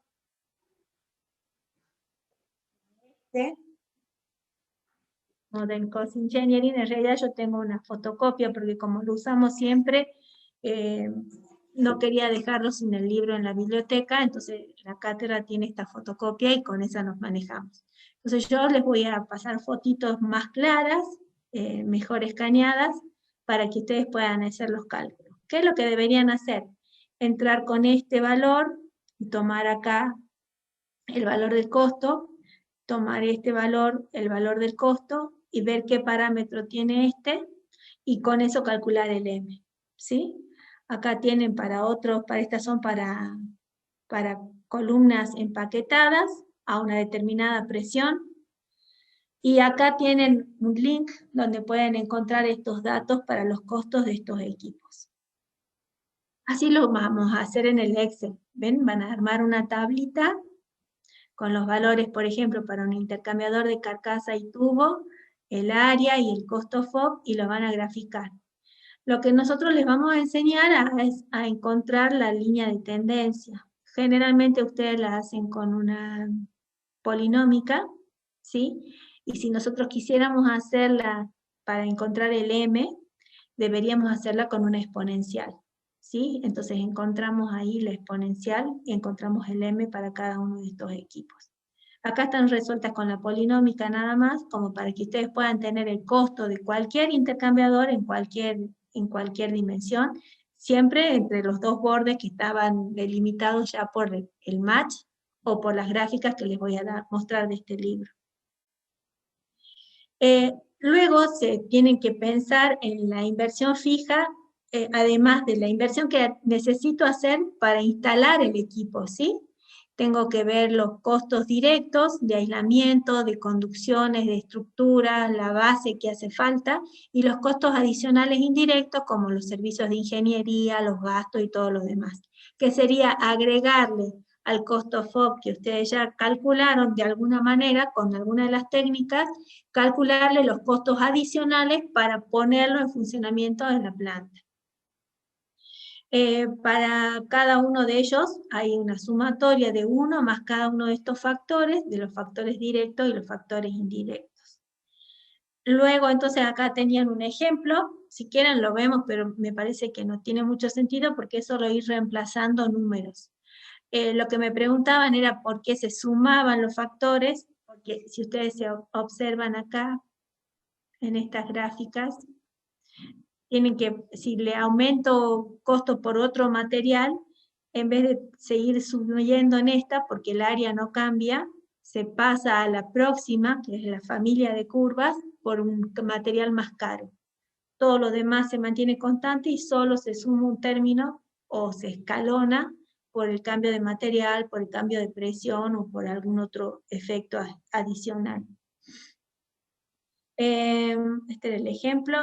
En el práctico van a tener ejercicios de eso, y yo no sé por qué en este no me quedó. Voy a buscar en cuál es el que me quedaron las gráficas que les puse.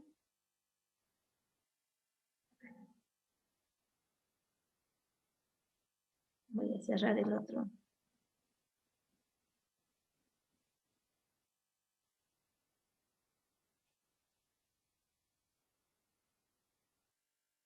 Aún no se grabó.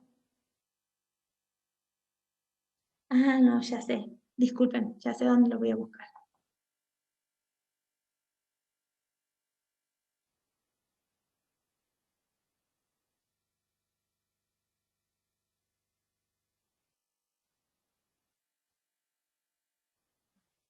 Perdonen la improlijidad, no tuve tiempo de pasárselas al PowerPoint, pero se las muestro acá en directo, así ustedes pueden entender a qué me refería.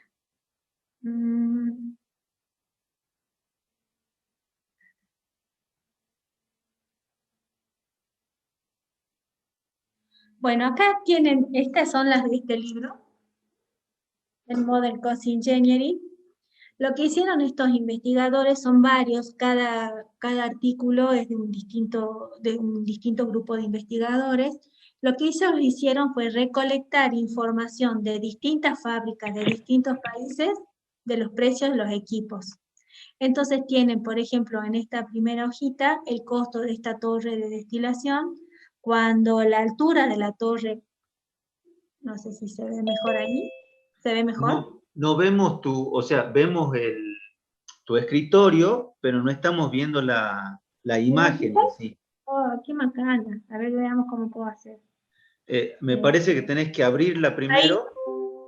Ahí está. ¿Ahí estamos? Sí. Bueno, acá ven la torre de destilación. Que si la altura es de 57 pulgadas y medio, estos son los costos a diferentes presiones, y si las torres son de mayor altura, de 68 pies, ya tenemos otra escala, ¿sí? Los precios toman otra dimensión y cambiando también con la presión. En la de abajo tienen también el costo de una torre de destilación en otras dimensiones, estas son entre 95 pies y estas son para mayores de 118 pies, ¿sí? Entonces tienen el costo de los equipos graficados en función del diámetro de la columna. La dimensión característica para las torres sería el diámetro de las columnas. En este caso, como les comentaba, son investigaciones que han hecho y recolección de información, o sea, cada uno de estos puntos es de una nube de datos que tomaron de distintas empresas que fabrican o que diseñan estos equipos, y con eso hicieron los cálculos. Esta información, este modelo matemático que ustedes podrían llegar a calcular a partir de estas gráficas, es lo que usa Matches para calcular los costos en los distintos equipos. Veamos si me deja irme a otra foto. No sé, creo que no, ¿no? Me voy a otra. ¿Ya no la ven? No, creo que deberías abrirla primero y recién una por una, sí. Creo que sí. Vamos a ver. Una más y ya los dejo tranquilos. Ahí tenemos de filtros rotativos. ¿La pueden ver?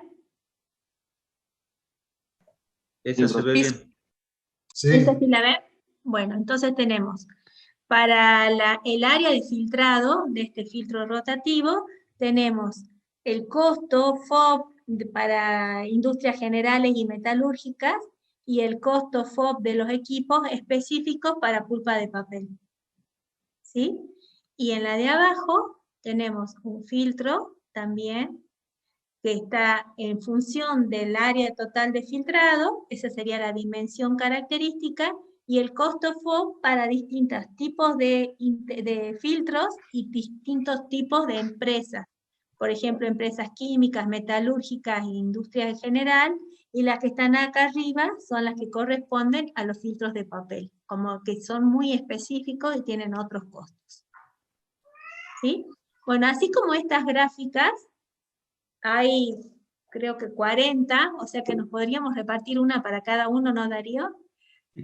Cada alumno toma una de estas gráficas y procesa la información en el Excel y genera ecuaciones, no gráficas, porque las ecuaciones los gráficos no nos van a servir si estamos en la búsqueda de un costo en forma iterativa.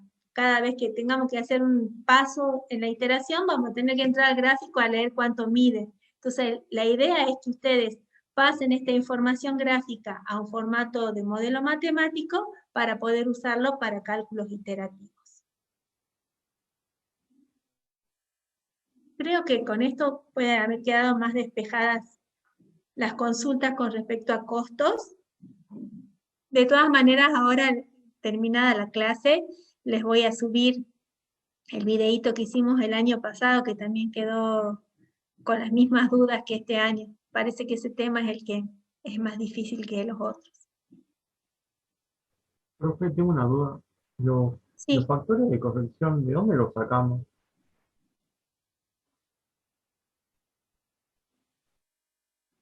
Perdón, Álvaro, no te escucho. A ver, yo voy a ver si... Ahora me escucho. A ver. Ahora sí. Mi duda era, ¿de dónde sacamos los factores de corrección? ¿Qué factores de corrección? Para, por ejemplo, cuando tenemos el precio POP bueno. del 2014 y queremos calcularlo para este año, por ejemplo. Bueno, esos son factores económicos, están en las revistas industriales, por ejemplo, en la Chemical Engineering, una vez al año salen los factores de conversión de año a año para cada tipo de industria. Si no, le pueden preguntar a los profesores de economía. No sé quién está, Patricia está. ¿Quién está dándoles economía ahora? Macroeconomía, ¿quién les da? Villamayor y la ingeniera Gaby. Bueno, a ella, a cualquiera de las dos, a Fernanda o a Patricia, les pueden preguntar de dónde sacar estos datos. Nosotros lo usábamos del anual de Chemical Engineering, que aparecía siempre no sé si era de octubre, todos los años, un determinado mes, sacaban estos parámetros de corrección económica. En lo que nosotros, por ejemplo, para el cambio por material, para el cambio por presión, por el cambio por diseño, en este libro que yo les contaba, que tiene esta colección de trabajos de investigación, están fijados estos valores y los ponen, por ejemplo, como polinomios que dependen de la presión, de la temperatura, del material. Son modelos matemáticos. Los podríamos buscar para equipos particulares o ejercitar con los que nosotros tenemos los datos, y si les toca dimensionar un equipo que no tenemos los datos, lo hacen con el match. Bien, profe. ¿Sí? En general son datos experimentales, digamos, no experimentales de laboratorio, sino experimentales de mercado. Esta gente se puso a buscar precios de equipos de distintos tamaños y de distintos materiales, hizo la nube y después correlacionó con los distintos parámetros.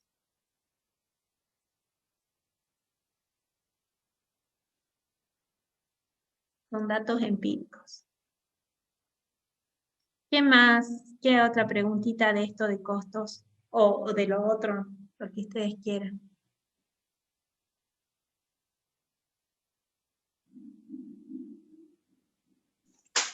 Profe, y después los factores adicionales directos e indirectos, eso también de dónde los sacamos. También están dados para cada caso particular, vienen como tabulados, pero también de la investigación que hicieron estos autores, de la búsqueda de información en un número grande de casos. No son fórmulas que deriven de un balance ni nada de eso, ¿sí? Son más bien empíricas.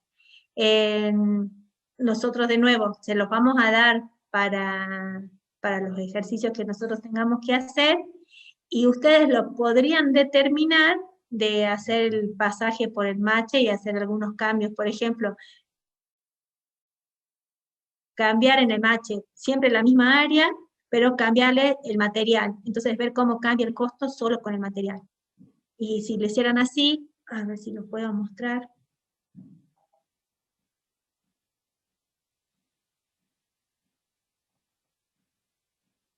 Ahí sí ven. ¿No? Sí. Bien, o sea, ustedes deberían entrar en el match con un valor de caudal, en este caso, con un valor de diámetro de la torre. Calcular el costo para una determinada presión, y lo leen y lo grafican acá. Ahora hacen lo mismo para otra presión, el mismo diámetro y calculan el nuevo costo para otra presión. Entonces ya tienen otro punto acá arriba. Ahora hacen para la tercera presión y tienen 3 puntos sobre la misma vertical, tienen 3 puntos calculados con la herramienta de matches. Luego se pasan a otro diámetro, toman este punto y este punto y lo grafican. Y después buscan para una presión constante cuál es la línea de tendencia que une todos los puntos. Para otra presión constante, cuál es la línea de tendencia y para la tercera presión, cuál es la línea de tendencia. Son 3 curvas, 3 modelos matemáticos diferentes. ¿Por qué? Porque están cambiando uno de los parámetros que es la presión. Esa es la forma en que han trabajado los que han armado estas gráficas. Pero en vez de ir a buscarlas al mercado, ustedes van a ir directamente a Matches y van a sacar de ahí los valores. En el caso que les pidamos cuántos son los costos directos e indirectos, nosotros les vamos a dar los factores. Los podrían calcular si conocieran, por ejemplo, factores indirectos, el costo de la energía, saber cuánto consume el motor y a qué precio tienen ustedes la energía para alimentar ese motor y con eso calcularle el costo asociado a la producción de ese equipo. Así lo van a hacer en el proyecto final. También lo van a ver de esa manera con el ingeniero Pacheco en costos. No sé si sigue Osvaldo. Darío, ¿sabes si sigue Sí, profe. Osvaldo? Sí, sí, ¿está? dando clase. Bueno, sí le debe quedar 1 o 2 años más antes de jubilarse y bueno, Fernando Terry creo que está con él, así que van a andar bien con esta parte de los costos adicionales, de funcionamiento, de directos e indirectos. Ahí es donde se vinculan las 2 materias, por eso siempre las damos a la par, ¿sí? O sea, nosotros vamos dando la parte del equipo y ellos les van dando la forma de calcular los costos directos e indirectos y ustedes hacen el ensamble en el proyecto final.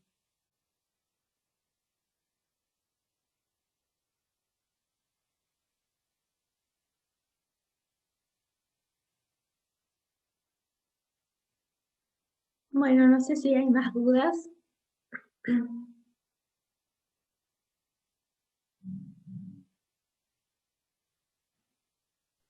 No, profe.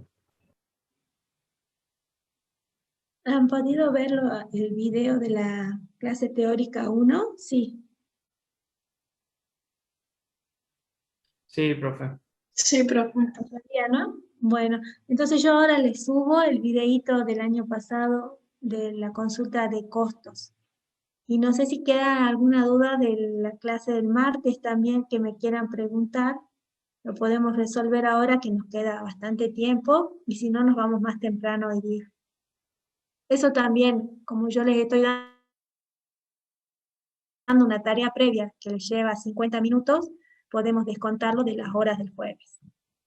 En general el video que pongo es entre 50 minutos y 1 hora.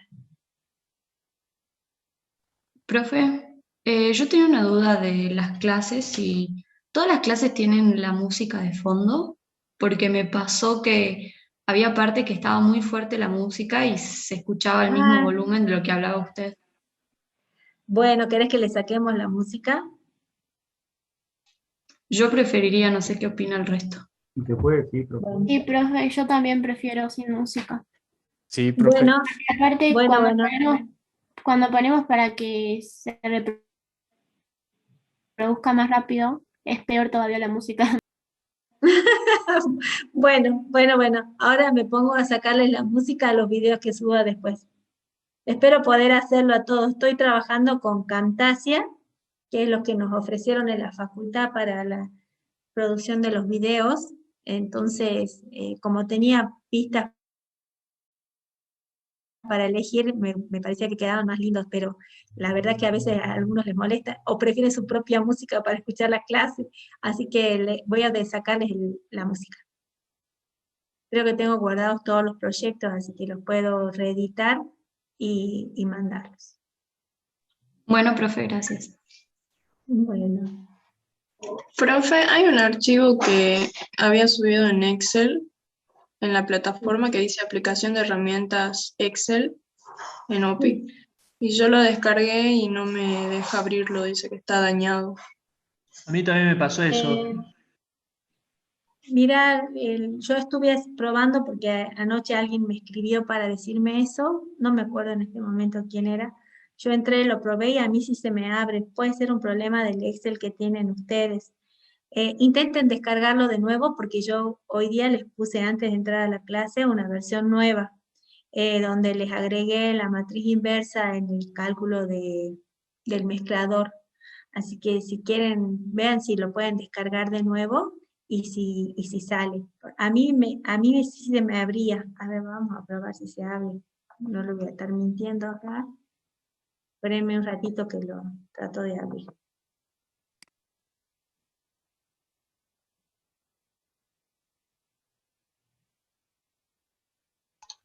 Ahora sí se abre, profe, yo lo acabo de descargar. Ah, bueno, entonces está todo Ayer no bien. se abrió. Sí, profe. Sí, ahí está, ya pude abrirlo. Bueno, la versión que puse esta mañana incluye en el cálculo del mezclador la resolución por solver y la resolución por matriz inversa, en masa y en moles.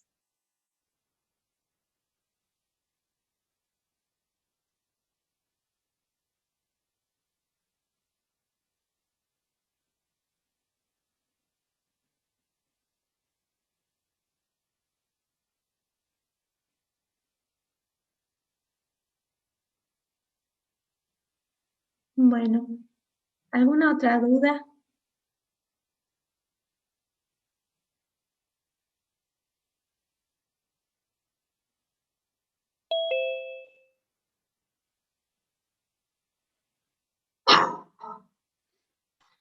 Profe, ¿puede ser que el profe Pistán dijo que los lunes la clase es a las 3?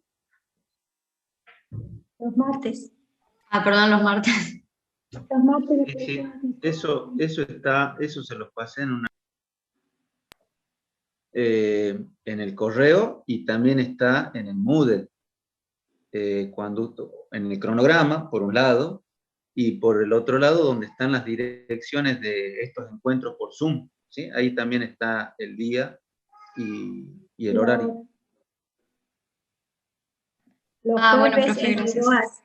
los jueves es de 2 a 5 y los martes es de 3 a 6.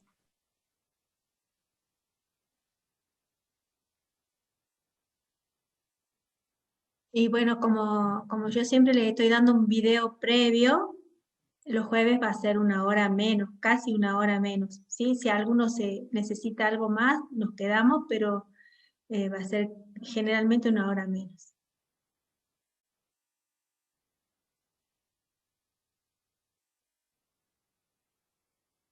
Bueno, creo que salvamos todas las dudas. Si queda alguna más, me la mandan por correo y yo trato de resolverla para enviárselas ahí nomás o para incluirlas en la clase del jueves que viene antes de empezar el nuevo tema. Bueno, profe, gracias. Hasta luego. Hasta luego, que anden muy Gracias, bien. profe, hasta luego. No se aburrieron mucho, ¿no? Hasta luego, profe. Hasta luego, profe. No, profe. Buenas tardes. No, profe. Gracias. Gracias, profe. Hasta luego. Hasta luego, adiós.